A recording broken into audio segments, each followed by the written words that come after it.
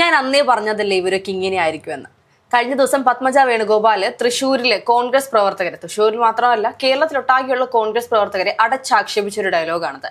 അവർ പറയുന്നത് അധികാരത്തിന് വേണ്ടി, അധികാരം കയ്യിൽ കിട്ടിയിട്ടും പിന്നീടും അത് വീതിച്ചെടുക്കാനുള്ള തർക്കത്തിലാണ് കോൺഗ്രസ് പ്രവർത്തകരെന്നാണ്.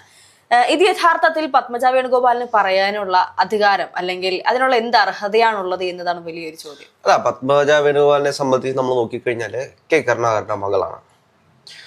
കോൺഗ്രസുമായി അത്രയേറെ ബന്ധമുണ്ടായിരുന്ന ഒരാൾ ഒറ്റ ദിവസം കൊണ്ട് പത്മജ വേണുഗോപാൽ ഒരിക്കലും BJP-യിലേക്ക് പോകരുതെന്ന് ആഗ്രഹിച്ച ഒരാളാണ്. കാരണം എന്ന് വെച്ച് കഴിഞ്ഞാല് കെ കരുണാകരന്റെ കുടുംബത്തിൽ നിന്ന് ഒരാൾ BJP-യിലേക്ക് അദ്ദേഹം ഉയർത്തി വെച്ച ആശയങ്ങളാണെങ്കിലും അദ്ദേഹത്തിന്റെ ഒരു ലീഡർഷിപ്പ് ആണെങ്കിലും ഇതെല്ലാം ഉൾക്കൊള്ളുന്ന ആളുകളായിരിക്കും മക്കൾ എന്ന് പറയുന്നത്. മക്കൾ രാഷ്ട്രീയത്തെ പലപ്പോഴും കോൺഗ്രസില് ആക്ഷേപഹാസ്യത്തോടെയാണ് കാണുന്നതെങ്കിലും അല്ലെങ്കിൽ അത്തരത്തിലാണ് പ്രചരിപ്പിക്കുന്നതെങ്കിലും കഴിവുള്ളവർ അധികാര സ്ഥാനത്തേക്ക് വരണമെന്നത് ഒരു സാമാന്യമായിട്ടുള്ളൊരു ബോധമാണ്. ഇപ്പോൾ ചെറിയ പ്രായം തൊട്ട് രാഷ്ട്രീയം കണ്ട് വളരുമ്പോൾ അതിൽ നിന്നും പാഠങ്ങൾ ഉൾക്കൊണ്ടിട്ടായിരിക്കും മുന്നോട്ട് പോകുന്നത്. ഇപ്പോൾ പുതിയ കാലത്തിന്റെ രാഷ്ട്രീയം എന്ന രീതിയിലായിരിക്കാം പത്മജ വേണുഗോപാൽ BJP-യിലേക്ക് പോകുന്നത്. ഇപ്പോൾ പത്മജ വേണുഗോപാൽ പറയുന്ന ചില കാര്യങ്ങളുണ്ട്.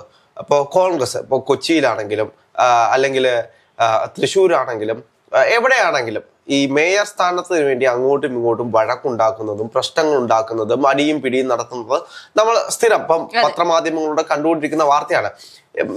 കോൺഗ്രസിനെ സംബന്ധിച്ച് കോൺഗ്രസ് അങ്ങനെ തന്നെയാണ്, കാലാകാലങ്ങളായിട്ട് അങ്ങനെ തന്നെയാണ് മുന്നോട്ട് പോകുന്നത്. ഈ അടിയും വഴക്കും ഒന്നും ഇല്ലാത്ത കോൺഗ്രസിനെ നമുക്ക് അങ്ങനെയൊന്നും കാണാൻ കഴിയില്ല. അതിന്റെ പ്രധാനപ്പെട്ട കാര്യം ഇത് പത്മജ വേണുഗോപാൽ ഇങ്ങനെ പറയുമ്പോൾ കോൺഗ്രസ് പാർട്ടിയെ മാത്രം പറയുമ്പോൾ നമ്മൾ ചിന്തിക്കണം, മറ്റു പാർട്ടികളിലൊന്നും ഈ വഴക്കില്ലേ? സ്ഥാനാർത്ഥിത്വം പ്രഖ്യാപിച്ച സമയത്ത് പോലും ഇത്തരത്തിൽ പാലക്കാടും മറ്റു പലയിടങ്ങളിലും BJP പ്രവർത്തകർ തമ്മിലുള്ള ഒരു വഴക്ക് നമ്മൾ കണ്ടതായിരുന്നു. അതിനപ്പുറത്തേക്ക് ഈ പറയുന്ന പത്മജ വേണുഗോപാലിനെ പോലും തൃശ്ശൂരിലെ BJP പ്രവർത്തകർ തള്ളി പറയുന്നതും ഇവര് കാരണം പലരും വിമതരായി മത്സരിക്കുന്നതും നമ്മൾ കണ്ടിരുന്നു.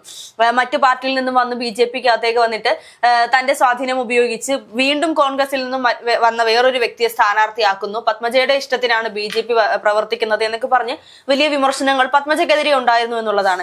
ഇതൊക്കെ കണ്ടിട്ടും ഇരുട്ടുകൊണ്ട് ഊട്ടടയ്ക്കുന്നത് പോലെ, അല്ലെങ്കിൽ സ്വന്തം ഒന്നുമല്ല മറ്റുള്ള പാർട്ടിയിൽ എന്താണ് നടക്കുന്നത് എന്ന് നോക്കിക്കൊണ്ട് അതിന് മാത്രം വിമർശിക്കുന്നതിൽ എന്ത് ന്യായമാണുള്ളത്? അല്ല, തീർച്ചയായിട്ടും അങ്ങനെ തന്നെയാണ്. ഇപ്പൊ കോൺഗ്രസിൽ മാത്രമല്ല BJP കോൺഗ്രസിനെ കാട്ടിലും വലിയൊരു ഗ്രൂപ്പ് സംഘടനയായിട്ട് മാറിക്കൊണ്ടിരിക്കുന്നത് യാഥാർത്ഥ്യമാണ്. ഇത്തരത്തിലുള്ള സംഘർഷങ്ങൾ BJP-യിലുണ്ട്. ഇപ്പൊ കഴിഞ്ഞ ദിവസം തിരുവനന്തപുരത്തെ സംബന്ധിച്ച് തിരുവനന്തപുരത്ത് ശ്രീലേഖ IPS-നെ വിട്ടിട്ട് VV രാജേഷ് വന്നു എന്ന് പറഞ്ഞ വാർത്തകൾ മാധ്യമങ്ങൾ കൊടുക്കുന്നുണ്ട്.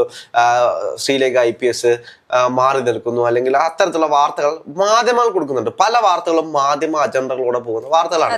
ഇതിനകത്ത് മാധ്യമങ്ങളാണ് കൃത്യമായിട്ട് അവർ മാറി നിൽക്കുന്നുണ്ട്, ഇവർ മാറി നിൽക്കുന്നുണ്ട്, ഇവര് വഴങ്ങുന്നില്ല, അങ്ങനെ പറഞ്ഞ് ഒരുപാട് വാർത്തകൾ കൊടുക്കുന്നത് മാധ്യമങ്ങളാണ്. അപ്പൊ ഇതിനകത്ത് എത്രത്തോളം യാഥാർത്ഥ്യമുണ്ടെന്ന് നോക്കിക്കഴിഞ്ഞാൽ ചില നിലപാടുകൾ എല്ലാവർക്കും കാണും. ഇപ്പോ ഞാൻ വർഷങ്ങളായിട്ട് നിൽക്കുന്ന ഒരാൾ, ഇപ്പോൾ ശ്രീലേഖ IPS-നെ ഇപ്പോൾ ഒരാൾ IPS ഉദ്യോഗസ്ഥയായിരുന്ന ഒരാൾ അവരെ മേയർ സ്ഥാനത്ത് നിന്ന്, അതായത് കൗൺസിലറാക്കി മത്സരിപ്പിക്കാൻ വേണ്ടിയിട്ട് BJP പറയുന്നു, കൗൺസിലർ ആകുന്നു. അപ്പോൾ മേയർ സ്ഥാനത്തേക്ക് അവരെ പരിഗണിക്കാത്ത ഒരു സാഹചര്യത്തിൽ അവർക്കൊരു അമർഷം ഉണ്ടാകും. അല്ലെങ്കിൽ അവർ എന്തിനു വേണ്ടിയിട്ടാണോ മത്സരിച്ച് ആ ഒരു രീതിയിലേക്ക് എത്താൻ അവർക്ക് ചിലപ്പോൾ സാധിച്ചില്ല എന്ന് വരും. ഇപ്പോൾ അതിനു മുമ്പിട്ട് അവിടുത്തെ ഒരു കൗൺസിലർ തന്നെ പറഞ്ഞിരുന്നു, ഒരു പട്ടി ചത്താൽ പോലും കുഴിച്ചിടാൻ കഴിയാത്ത ആളുകളെ പിടിച്ച് മേയറാക്കി കഴിഞ്ഞാൽ എന്ത് ചെയ്യും എന്നുള്ള ചോദ്യങ്ങളൊക്കെ ഉണ്ടായിരുന്നു. പക്ഷെ അതിനപ്പുറത്തേക്ക് BJP ഇവർക്ക് ഇതിലും വലിയ അധികാര സ്ഥാനങ്ങൾ അല്ലെങ്കിൽ അധികാര പദവികൾ കൊടുക്കാമെന്നുള്ള സെറ്റിൽമെന്റ് ആണ്. ഇപ്പോൾ കൊച്ചി കോർപ്പറേഷനുമായി ബന്ധപ്പെട്ടിട്ടാണെങ്കിൽ പോലും ദീപ്തി മേരി വർഗീസിനെ ചെയർപേഴ്സൺ സ്ഥാനത്ത് നിന്ന് അല്ലെങ്കിൽ അതിന് പരിഗണിക്കാത്തൊരു സാഹചര്യം കണ്ടു. അപ്പോൾ ദീപ്തി മേരി വർഗീസിനെ സംബന്ധിച്ചാണെങ്കിൽ അവർ ഒരു നിയമസഭയിലേക്കൊക്കെ പരിഗണിക്കാൻ പറ്റുന്ന ഒരു ആളാണ്. അത്രത്തോളം രാഷ്ട്രീയപരമായിട്ടുള്ള അറിവും അല്ലെങ്കിൽ അത്രത്തോളം ലീഡർഷിപ്പ് ക്വാളിറ്റിയും ഉള്ള ഒരാളാണ്. അപ്പോൾ ഒരു തവണ പരിഗണിച്ചില്ല എന്ന് പറഞ്ഞുകൊണ്ട് പാർട്ടി വിട്ടുപോകുന്നു, അല്ലെങ്കിൽ ആശയങ്ങൾ പറയാം, എന്റെ നിലപാടുകൾ പറയാം, എനിക്ക് മത്സരിക്കാൻ അർഹതയുണ്ട്, എന്നെ മാറ്റി നിർത്തുക, എന്റെ അർഹത എന്താണ് എന്ന് പറഞ്ഞു കഴിഞ്ഞാൽ ഞാൻ മാറിക്കൊള്ളാം എന്ന് പറയുന്നത് മര്യാദയാണ്. അത് പലപ്പോഴും പറയുമ്പോൾ മാധ്യമങ്ങൾ അതിനെ വളച്ചൊടിച്ച് അവർ തമ്മിൽ അടിയായി, സംഘർഷങ്ങളായി, വിദ്വേഷമായി, അങ്ങനെ പ്രചരണങ്ങൾ നടക്കുന്നുണ്ട് എന്നത് യാഥാർത്ഥ്യമാണ്. അതിനപ്പുറത്തേക്ക് ഇതെല്ലാം വിശ്വസിക്കുന്ന മറ്റു പല പാർട്ടിയിലെ പല നേതാക്കന്മാർ, ഇപ്പൊ പത്മജ വേണുഗോപാൽ ആണെങ്കിൽ പോലും പത്മജ വേണുഗോപാൽ ഇപ്പൊ ഒരു വടി ഇട്ട് കൊടുത്താണ്.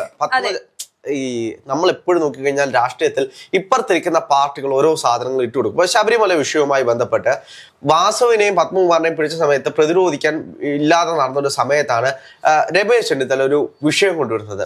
ഒരു വിദേശ പൗരനാണ് ഈ സാധനം വാങ്ങിയിട്ടുള്ളത്, അല്ലെങ്കിൽ പഞ്ചലോക വിഗ്രഹങ്ങളൊക്കെ കടത്തിയിട്ടുണ്ട്, 1000 കോടിയുടെ കച്ചവടമാണ് എന്ന് പറഞ്ഞപ്പോഴത്തേക്കും CPM എന്ത് ചെയ്തു?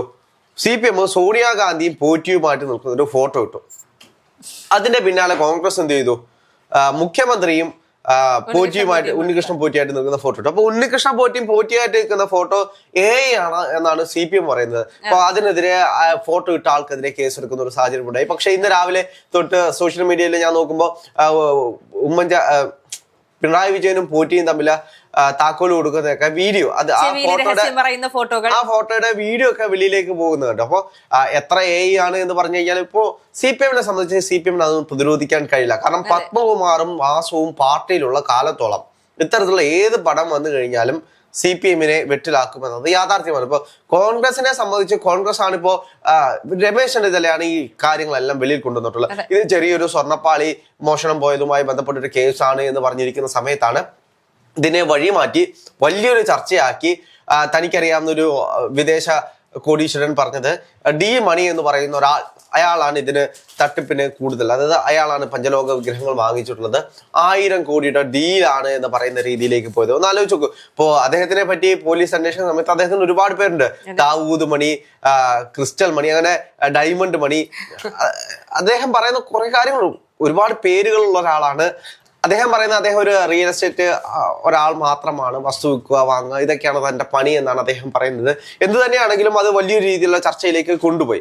അപ്പോ CPM പ്രതിരോധിക്കാൻ കഴിയാത്ത സാഹചര്യത്തിലാണ് CPM എന്ത് ചെയ്തു, ഒരു ഫോട്ടോ ഇട്ട് ചർച്ച മുഴുവൻ വഴിതിരിച്ചു വിടുന്നത് നമ്മൾ കണ്ടു. അപ്പൊ എന്ത് തന്നെയാണെങ്കിലും തൃശ്ശൂരുമായി ബന്ധപ്പെട്ട് ഇപ്പോൾ കോൺഗ്രസ് നിൽക്കുന്ന ഈ വിഷയങ്ങൾക്ക് ഇപ്പൊ ലാലി പറഞ്ഞിട്ടുള്ളത് അവരെ മാറ്റി നിർത്തേണ്ട എന്താണ് വിഷയം. ഇപ്പോ താൻ പണപ്പെട്ടി, അതായത് പണം കൊടുത്തിട്ടുള്ളവർക്കാണ് പേയ്മെന്റ് സീറ്റായിട്ട് ഇത്തരത്തിലുള്ള ചെയർപേഴ്സൺ പദവി കൊടുത്തിട്ടുണ്ട് എന്നാണ് അവരുടെ വാദം.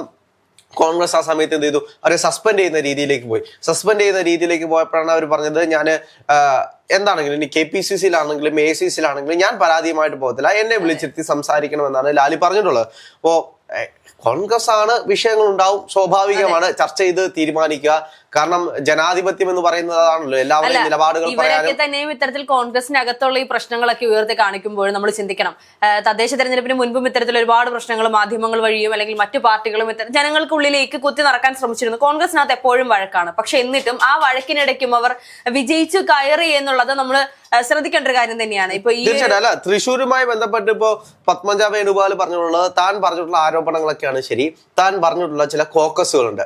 ആ കോക്കസുകളാണ് ഈ തീരുമാനങ്ങൾ എടുക്കുന്നത്. അവരെ പുറത്താക്കി കഴിഞ്ഞാൽ അല്ലെങ്കിൽ അവർക്കെതിരെ നടപടി എടുത്തു കഴിഞ്ഞാൽ തൃശ്ശൂർ ഭംഗിയാകുമെന്നാണ് പത്മജ വേണുഗോപാൽ പറഞ്ഞിട്ടുള്ളത്. എന്തായാലും 2 ദിവസത്തിനുള്ളിൽ നമുക്കറിയാം എന്താണ് ഇനി തൃശ്ശൂർ സംഭവിക്കാൻ പോകുന്നതെന്നും എന്താണ് പാർട്ടി എടുക്കാൻ പോകുന്ന നിലപാടുകളെന്നും.